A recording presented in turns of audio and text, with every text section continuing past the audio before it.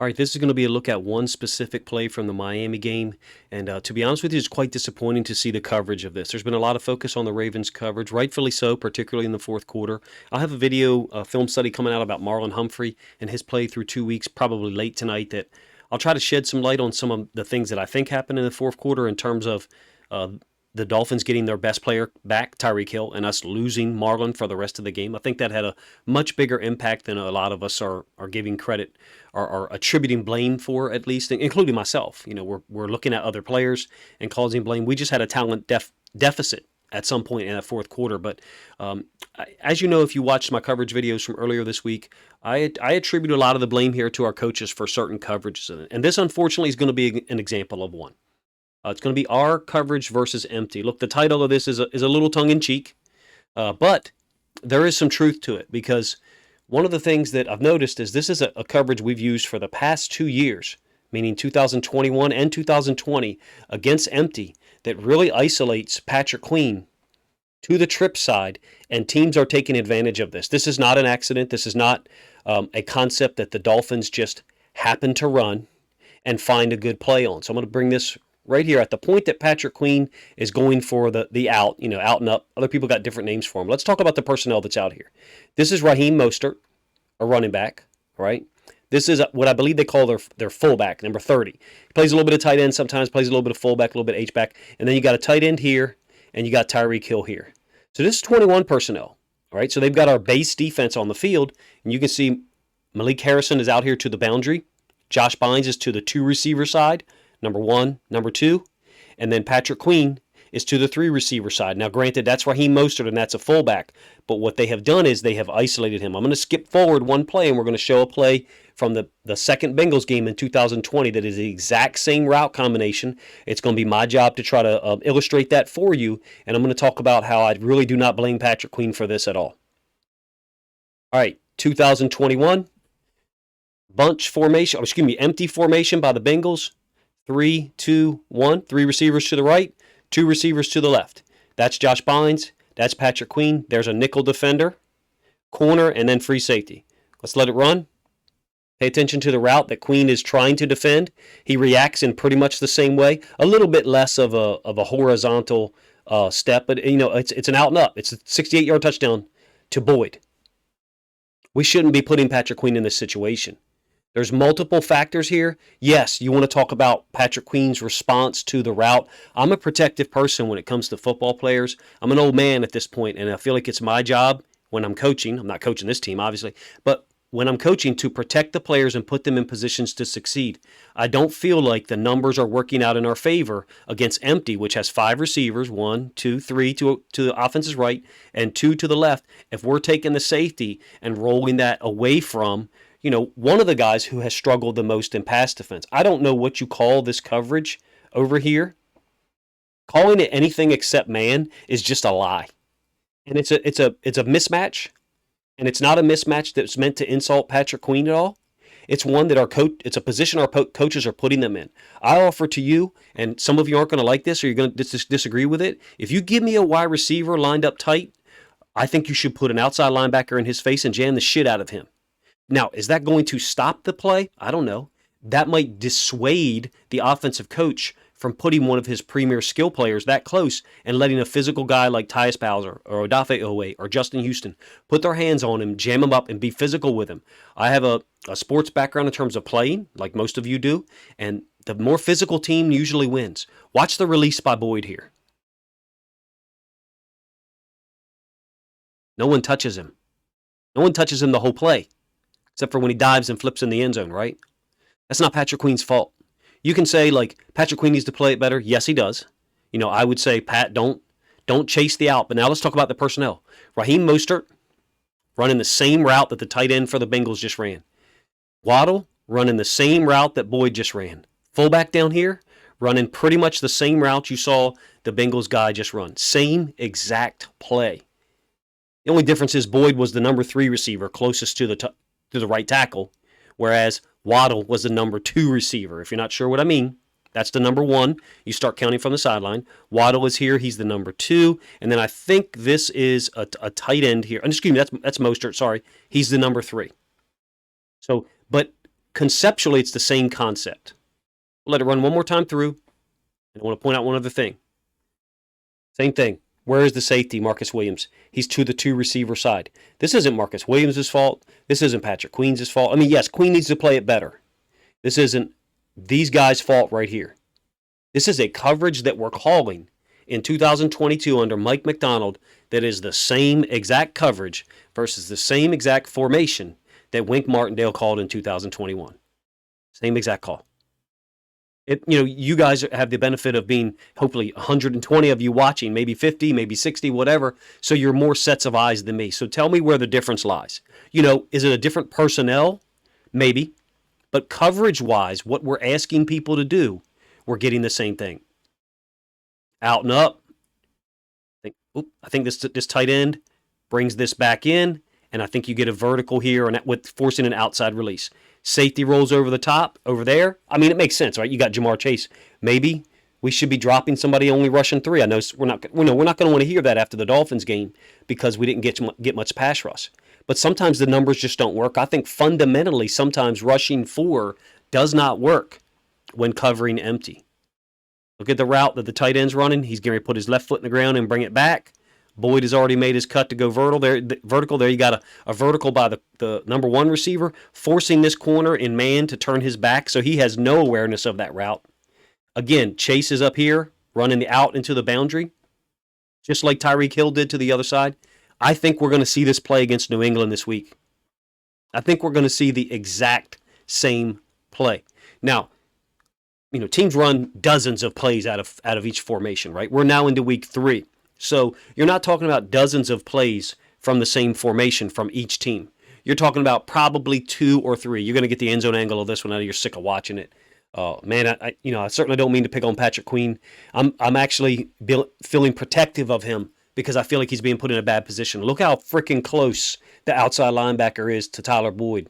Like, jam him to one side or the other. Jam him out to help Patrick Queen.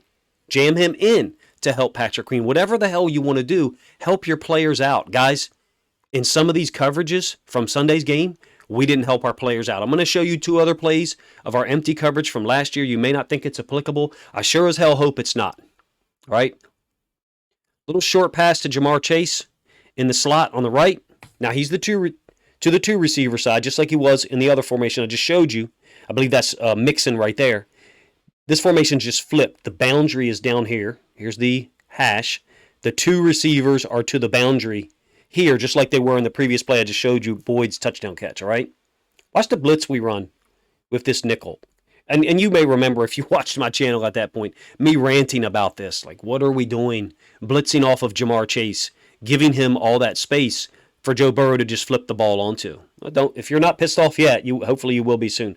Jamar Chase, watch the nickel defender. I think it's Tavon Young. Tavon Young isn't doing this on his own. He's not freelancing. I think that's Tavon. Go off the ball. Jamar Chase. My point is, our coverages versus empty better damn sight be different than some of the ones we have shown because we just got burnt for a 59-yard play. It didn't go for a touchdown by Waddle just because, really only because the Dolphins' drive started back from inside their 5. That's the only reason it wasn't a touchdown. If it was about midfield, that was a touchdown, right? You'll see Chase flash from left to right on the screen. I know you're probably sick of seeing this. Most Ravens fans are sick of hearing about the Bengals' success, especially now because, they're 0-2. So there's the nickel blitzing off the edge. Brandon Stevens was lined up at safety. He's spinning down, but that's an extremely tough cover, when Chase is bringing this across the formation. I titled this Who's in Charge a little bit. You guys should know by now my titles are meant to be a little bit snarky, a little bit tongue-in-cheek. But I just don't see where our coverages so far against empty are very different. And in fact, I think this one is the exact same coverage that we used against Cincinnati and gave up a huge play last year. In my opinion, it seems to me as if we are not recognizing what coverages we can't play versus certain formations. Okay? So what that means is you have auto checks that you build in. And let's say your coverage call is, ours were colors. So our cover 3 was red, okay? And then we would tell the kids, we don't play red versus empty. We play, eagle right or eagle left or whatever the hell we want to call it. So during the week, we had to build in time where We call cover 3 pre-snap. The kids see empty once they line up. That's the second piece of this. And then we as coaches sit there and be quiet. What we should hear someone say is eagle left here because there's 3 receivers to the left, or eagle right for the Bengals, the third Bengals play that I showed you where there's 3 receivers to the defense's right. My point is there has to be a certain level of recognition by the player. Clearly they deserve some of the onus there. We would like to see Queen play this a little bit more patient, not get so flat. Yeah, his route is flat. This appears to be zone to me. It should be zone. You know what I mean? It should be zone, and it definitely is because you're getting Mostert running out here coming in. You're getting Waddle running the out and up. If this was man, Queen would have the back. So if this was man, when Mostert runs this route, where would Queen be? He'd be running with him, right? And then have to turn direction and come back to the middle of the field. So this is clearly zone. Your zone reaction should be at 45-degree angles to get depth. And if this guy wants to catch the ball on the out, let him catch the ball on the out, and we live to play another down. That's the weakness in, what I would call cover 3. I think this is a really bad version of cover 3 because we do not have a safety in the middle of the field, number one. And number two, we have a guy who has shown us numerous times that he will go for this fake. Is it a really good fake by Jalen Waddle? Yes. Is it a mismatch? Of course it's a mismatch in that space. Maybe we shouldn't put him in that position. If you're tired of hearing me ranting, let me know in the comments section.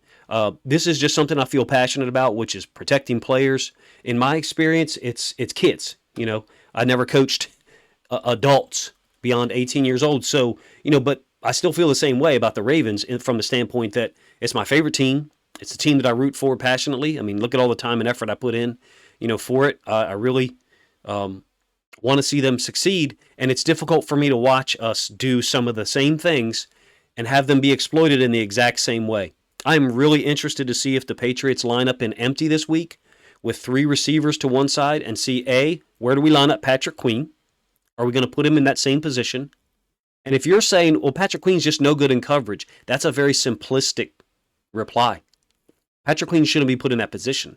He shouldn't be isolated there with, no help over the top with the safety pushed over to the 2 receiver side. Clearly, Tyreek Hill's over there with Malik Harrison lined up over top of him, so we need some kind of help. We have another coverage that we can play to a 2 receiver side to try to funnel number 1 and number 2 in. I offer that we should be doing that with Harrison, Humphrey, and then whoever the third defender was over to that side. I think it would be Bynes. In any case, let me know what you guys think of the video. Quick content because it took me until today for something to trigger, hey, that's the same route that the Bengals beat us on with Boyd. It was a different area of the field, but it's the same formation. Empty, 3 receivers to the right, exact same 3 routes, isolating Patrick Queen. We're either going to see that again from the Patriots, or we're going to see some complementary play to try to exploit us if we've adjusted our coverage to it. At this point, when the Patriots line up in empty the first time with 3 receivers to the right to the field, I'm going to be really interested to see where we deploy the safety, if we put him in a position to help in the middle of the field, number 1. Number 2, if we play this kind of somewhat poor version of cover 3 that we have played before and put Patrick Queen in the same spot that he's shown us, he's not capable of doing. It doesn't mean he's not a good player. It doesn't mean he's not athletic. It means we're asking him to do something that we shouldn't be asking an inside linebacker to do. Cover Jalen Waddle or Tyler Boyd in space with no safety help up the seam at all. So he just needs to be told at this point, if you get put in this position, don't go flat. Get a 45, run up the outside of the hash, stay on the inside of the receiver, presumably so the safety can help you. But we all know the safety was pushed to the other side of the field. I think it's unfair for people to judge Patrick Queen on this play right here. And if you don't understand that, that's okay. I understand the way the coverage is supposed to work. And Patrick Queen is taking the bait on the out. I get it. I understand that. But I just don't think he should be put in that position. And unfortunately, the fourth quarter of Sunday's loss to the Dolphins, after watching the film all week, I can say that probably about 10 or 12 times. Appreciate you guys' time if you sat and watched through this whole miserable video. And hopefully we don't have to watch it again because the Ravens coaching staff smartens up and stops putting players in these positions.